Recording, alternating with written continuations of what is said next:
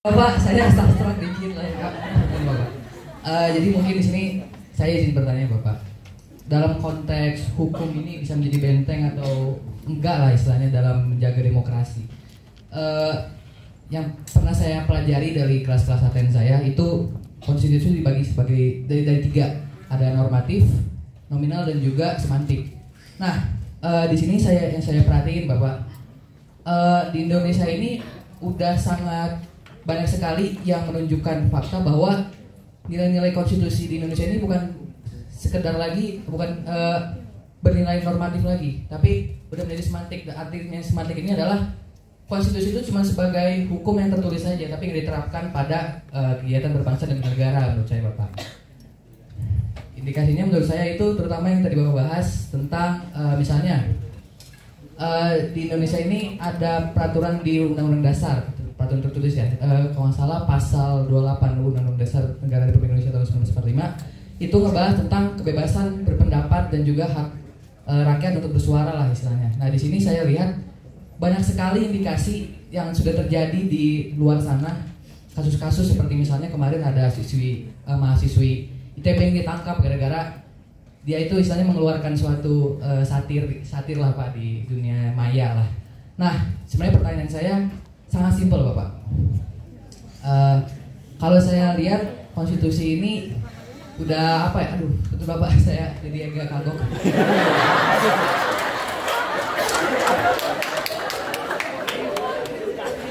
Ya, balik lagi. Menurut Bapak nih Pak, kalau misalnya konstitusi itu hanya bernilai semantik, udah bukan sebagai istilahnya apa ya? Bukan suatu yang harus kita patuhi lagi. Itu gimana Pak caranya biar masyarakat Indonesia nih, terutama kita nih mahasiswa, itu menyadarkan untuk seluruh rakyat Indonesia ini gimana caranya kita bisa menyadarkan lagi nih Pak? Gini, makasih Andi. Tepuk tangan dulu buat Andi.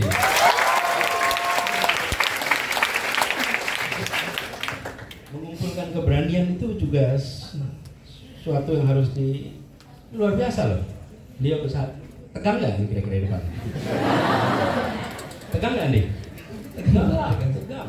Tapi dia bisa mengendalikan rasa tegang dan munculkan pertanyaan dengan sistematis.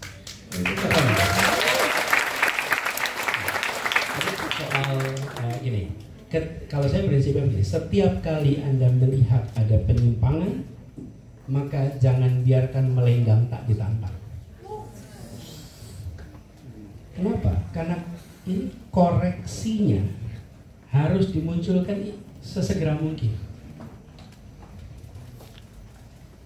Teman-teman nanti boleh cari, ada namanya broken window theory. Jangan boleh cari.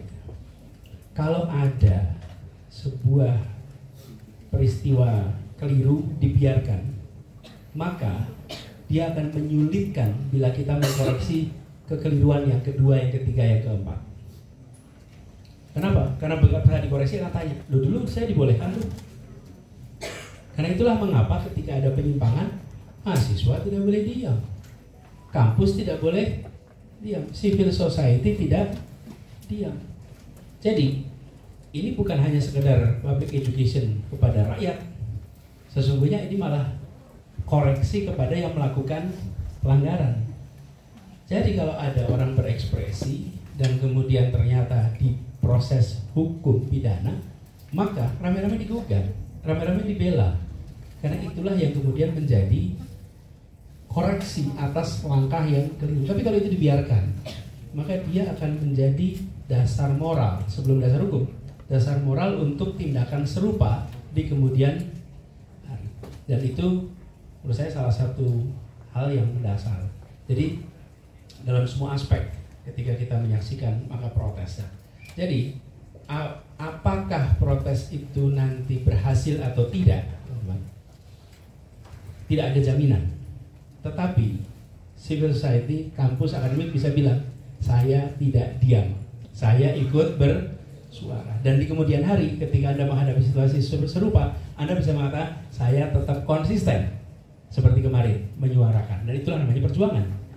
Karena tidak selamanya setiap diperjuangkan langsung berhasil. Itu akan perlu waktu, perlu momentum dan lain-lain. Gitu, Andi. Ya. Baik, terima kasih Bapak. Oke, terima kasih. Saya beri kesempatan 1 dari floor untuk mengelaborasi dari jawaban Pak Anies. Siapa yang mau? Mengelaborasi jawaban dari Pak Anies. Tidak ada yang mengelaborasi? Nggak ada? Oke.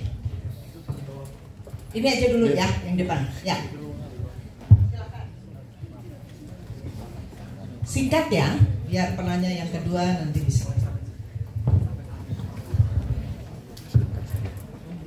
Baik, di sini saya mau mencoba mengelaborasi terkait dengan kritik yang dilayangkan kepada pemerintah.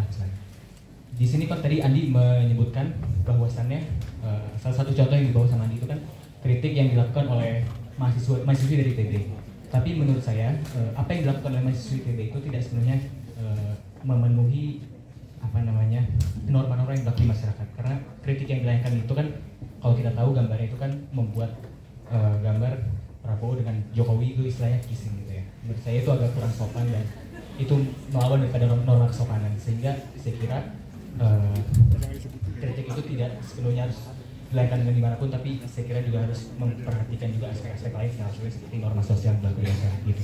Oke, berarti itu tadi respon terhadap pertanyaan juga dari saudara Andi. Nah, silakan Pak Anies.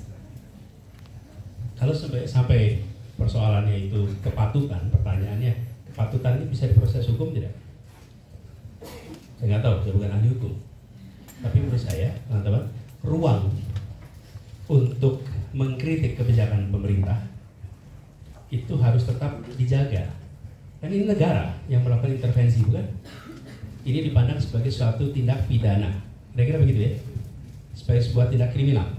Lalu kemudian negara turun. Nah, kalau peristiwa seperti ini itu melenggang, maka perdebatan itu nggak ada juga. Dan kalau perdebatan tidak ada, maka tidak menjadi mencerahkan, bukan? Orang boleh berpandangan itu patut apa tidak, setuju apa tidak soal gambaran.